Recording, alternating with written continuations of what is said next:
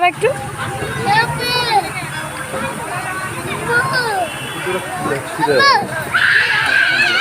ধরো ভিডিও করা আছে, কেটে কুটো দেবো। আবার উল্টো দিকে উঠতে পারবে।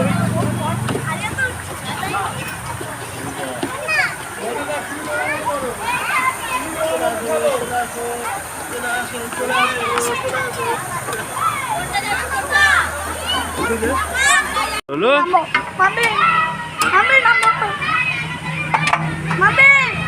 চল না একটু, এই ধরো।